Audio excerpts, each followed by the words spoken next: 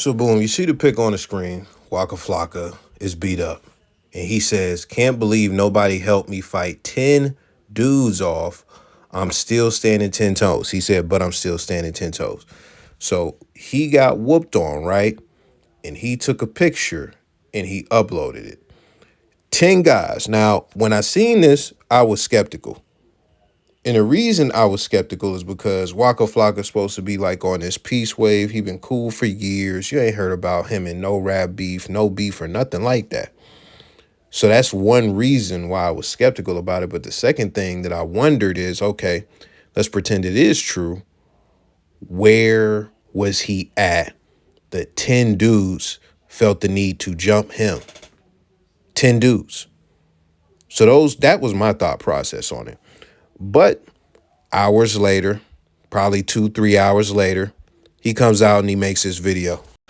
Crazy y'all nigga believe that shit. Now, unfortunately, I got to do something I hate doing, which is reading the screen. So Waka Flocka tweeted, not a single media outlet that reported on my shit reached out to me or my team to confirm anything. They ran with the caption as the headline. Imagine a world where facts ain't checked and an IG post can steer a string of news. Internet be so quick to believe shit without doing any research, which, again, I wasn't. I was skeptical out the gate. Too many people proved how easy it is to believe. Hashtag fake news. He posts this to Instagram and captions the post. Life can be a movie or reality. All how you look at it. Remember to do your research, confirm your facts. Most importantly, don't let them manipulate. Because how I showed y'all how easy it is to create a fake narrative out of a picture. Because I just showed y'all how easy it was. That's what he said. Hashtag Flocka Facts. Now, this is the thing. This comes days after the whole Whoa Vicky debacle, where she pretty much faked like she was getting kidnapped in Nigeria when she was with a Nigerian creator and stuff like that. And they treated her so well out there. But yeah, police was getting involved. International police was getting involved. And about an hour or two later, she then said, yo, it was a prank and all that stuff. So this is coming on the heels of that, which that definitely got more publicity than this Waka Flocka beat up, because it's just a beat up. He's a black guy. When a white woman gets kidnapped in a black country, please believe the SEALs is putting on their boots, the Green Beret, whoever, like the FBI, CIA, like Biden might have been putting some gear on to come get her. Biden might have been warming up his vocal pipes to go and do some negotiation. So, like, that's the difference. Like, Woe Vicky is a white woman, white American citizen. They gonna go, and she's in a foreign situation. So all hands are on deck for that one. It gets real. A black man gets beat up, and don't call the cops or nothing. Like, so that's light. If from a news perspective. So with that being said, we're fresh off that situation. So we didn't need another example of how the media, is not really doing their job. They don't fact check. They don't source anything, et cetera, et cetera. But the way that media works now is very simple. It's very simple when it comes to celebrities. We go off of what you post. That's the thing about those two things. One is a social media influencer, Whoa Vicky, and Waka Flocka is an actual celebrity, a former rap artist. We are going off what you posted, and what's being reported is what you posted. When you get past that, this is not an issue as far as, them not fact checking or anything like that. This is actually an issue of you lying. This is an issue of people with platforms abusing their platforms. Because at the end of the day, this is what it is. The celebrities in these two situations are the source of the news. I remember when Nipsey Hussle died, there was a page on Twitter that broke the news before anybody else. I'm talking about, it was a low tier page. I wouldn't be able to tell you what it was if if I could remember, like I wouldn't be able to tell you what it was because they still probably not popping to this day. But I remember being on Twitter like, bro, that's cap, it's cat lying. Ain't nobody else post this. Da da da da da. But then come to find out, Nipsey was shot and killed. That person more than likely was a LA Mexican because it was a Mexican dude who was running the page. And the information was spreading around the city and he went to the internet. He wanted to be first to post the information from what he got. That's what he wanted. He wanted to be first. So he was first. I don't know if he fact checked the information or not, but guess what? He just so happened to be right. So when we look at that situation, his sources are going to be citizens in the city. The news is something happened to a celebrity.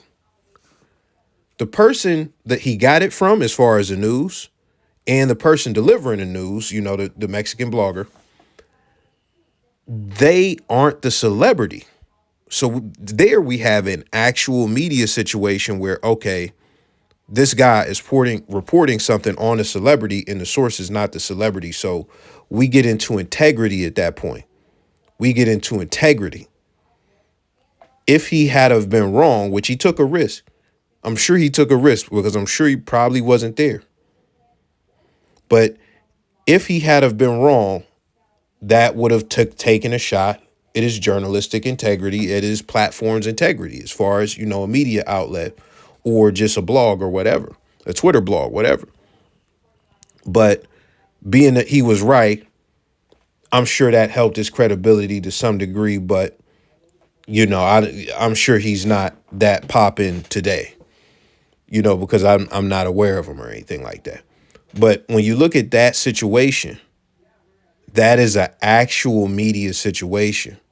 That is an actual media situation. You could look at some other situations. I'm trying to remember what was the one. It was one with Whack 100 and Flocko, where Flocko reported it, and it was a Lil Durk situation. I'm pretty sure it was a Lil Durk Rico situation or something like that. And this cat, he was trying to break the news. He was trying to get it to Adam. He was trying to get it to everybody, a bunch of different platforms, academics, etc. Nobody was going for Whack as a source. They were not going, but Flocko went for it. Flocko was the first to report on a Lil Durk Rico. And then when, it didn't take much time. It didn't take a full 24 hours. People caught up and they figured out, oh yeah, this is legit news. Then they reported on it. But Flocko got the edge by being the one to report the news first. Now, just like the Mexican blogger that I can't remember with the Nipsey Hussle situation, Flocko took a risk. And I'm going to tell you why the Mexican blogger and Flocko are in positions to take those risks. They are in position to take those risks because nobody has them as one of the trusted platforms that they go to for news, like as far as the primary source. Let me say that again, the primary source. When you look at your trusted news outlets, the trusted news outlets that you have for world news, and even then, just keeping it a bean, they lie to you and all that shit. They might still give you some bullshit here and there. They still might feed you some bad information on purpose. But it would be the mainstream platforms like NBC, CBS, Fox, HLN, just anything like that. Those main outlets. You could also go Time Magazine. What are some other ones like, whatever, just TMZ, et cetera, et cetera. So those are like primary outlets that, like, okay, when they give the news, it's typically factual and you don't really got to fact check. And if something is wrong, they're going to correct the information. They're going to correct it. But when you go a tier below that, that's when you get into niche news. And what niche news would be like, okay, so you want to know celebrity news. You want to know what, Kim Kardashian is doing with her pedicure or some stuff like that, or like with her new clothing line or something like that, or the drama that some reality TV stars have going on.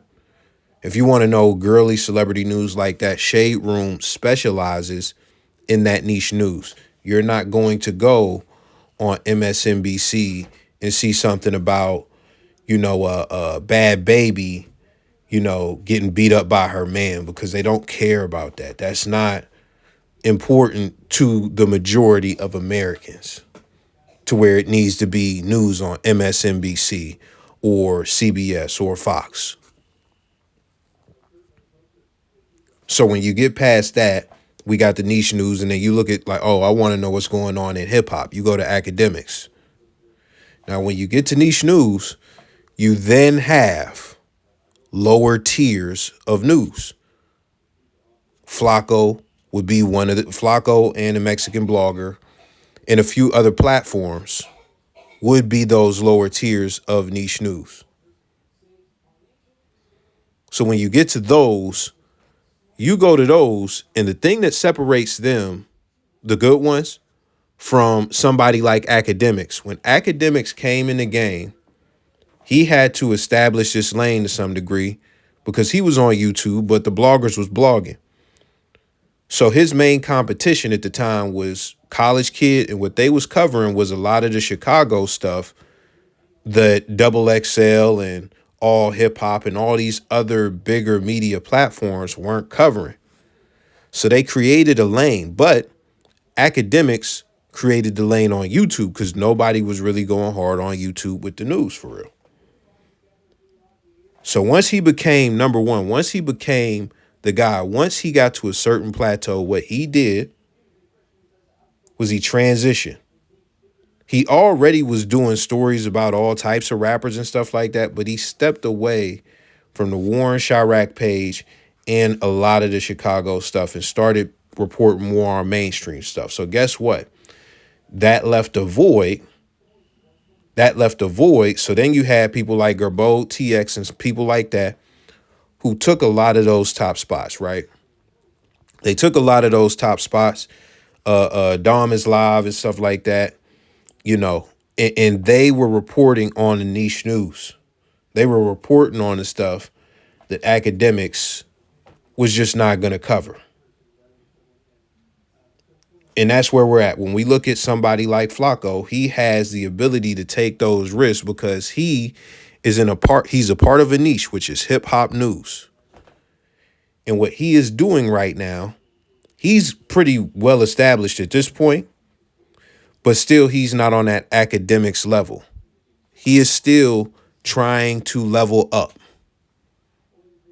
The thing about, people like academics, No Jumper, Say Cheese. I want to say Vlad, but Vlad really just focuses on interviews. He has a website, but when it comes to video news, he's not really heavy on that. He might be heavy on that on Instagram, but his Instagram, I could guarantee if I go and look it up now, it's not really doing much in comparison to those other platforms that I mentioned, but it's not his primary outlet. When it comes to somebody like academics elevating from where he is, like he's gonna have to pave the way and figure out what the next move is because there is no blueprint. He is the blueprint maker, you know. Even when it comes to Adam at No Jumper, he is, as much as I don't like him, he is also a blueprint maker because he's turned his platform. Both him and academics don't have the same type of platform. Same with Say Cheese. So all of them, all three of them have different types of I got to throw Vlad in there. I got to throw Vlad in there as well because Say Cheese, his primary function, is similar to Vlad's, but his Instagram is more popping as far as news is concerned. I'm pretty sure. Because I don't know anybody who follows Vlad for news. But listen, that's all I got for today, man. When we talk about this Waka Flocka situation, he's trying to paint it like it's a media thing. And it's not really a media thing when the celebrity is the source. That's the main point, man. Y'all let me know your thoughts. I'm going.